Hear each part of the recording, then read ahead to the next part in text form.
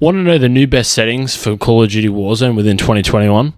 G'day guys, my name is Molt, and if you guys are new around here, I do educational and fun videos and challenge videos within Warzone and other FPS games. So without further ado, let's jump into the video. Okay, as you can see, so my mouse sensitivity is at a 2.65. I play on a 1200 DPI. This is entirely up to you guys. You can play whatever DPI you want to. Huskers plays on about a 400. I know a couple other big YouTubers and streamers play on a 500 there. I've got a 1 on all these settings here. My ADS mount sensitivity is Legacy. My ADS sensitivity low zoom is 42 and my high zoom is 42 as well. And my gradual timing is gradual. No idea what monitor distance coefficient means. All this is pretty much standard as well. My movement is tap, crouch behavior is tap. My slide behavior is hold. My automatic airborne mantle is disabled. My sprint tactical behavior is toggle, and I have automatic tac sprint enabled. And also parachute auto deploy is disabled, so make sure you guys disable that. And then for my keybinds, I have move forward as W and then ASD. This is all pretty standard. My prone is this button on my mouse, this button on my mouse. Got my sprint, tactical sprint, and steady aim as left shift, so I can pretty much like spam crouching and slide cancelling, all that type of stuff. This is all pretty standard here. Weapon switch, blah, blah, blah, blah, attack sprint, fire weapons, pretty standard, reload. Now, I'm going to explain this a little bit. My next weapon is 5. So what I'd like to recommend to a lot of new players as well is don't make it your left mouse click, especially if you have big, huge hands like I do. Make it something else on your keyboard entirely. So mine is 5, so I can kind of get like a reach with my index finger just because, like I said, I've got a large hands. Weapon mount for me is Z. Don't really do weapon mounting all that much.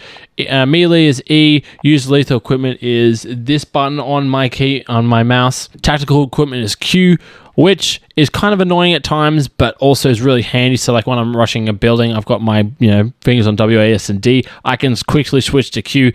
Does mean that I occasionally accidentally stun myself though, so that is something that you guys need to be careful of. Night vision goggles, you're never going to be using that.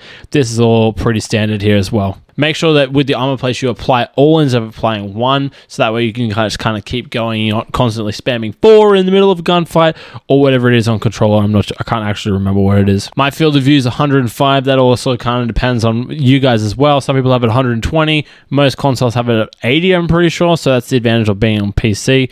My brightness is at 50. Everything else is pretty standard there. Tooltips are enabled. Subtitles disabled. Colorblind disabled.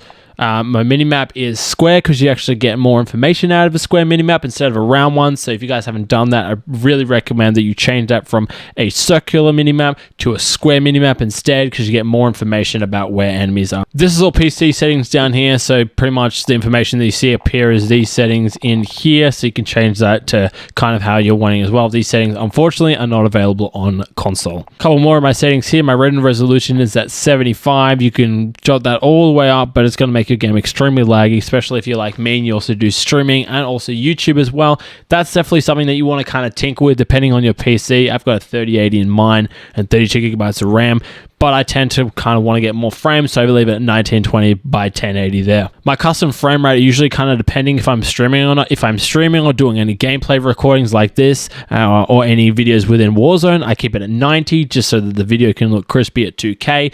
If I'm not streaming or doing anything like that, I cap it at 165 just because I have 165 hertz monitor and there's no point going higher than that. I usually get between like a 120 to 140 anyway when I'm not streaming, but when I am streaming, like I mentioned, I cap it at that 90 frames per second. My NVIDIA highlights are enabled. NVIDIA reflex low latency is enabled plus boost, so you want to make sure that you're doing that as well. And also once DLSS comes on, you definitely need to make sure that you're doing that to get those consistent frames within the game. A lot of the stuff here as well also kind of depends on your PC. My streaming quality at the moment is low just because I'm recording. A lot of the time I usually play it at low, but you can kind of pick between normal and low. It'll jump up with your VRAM usage there, so that's just something that you need to be making sure of.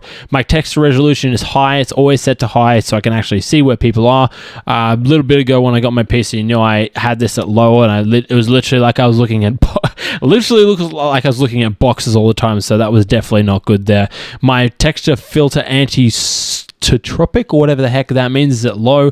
Basically, don't really need that within Warzone. Maybe if you're doing like campaign and stuff like that, or if you want to, you know, for some reason have everything on max and have lower frames, you can do that as well if you want the game to look the best that you possibly can.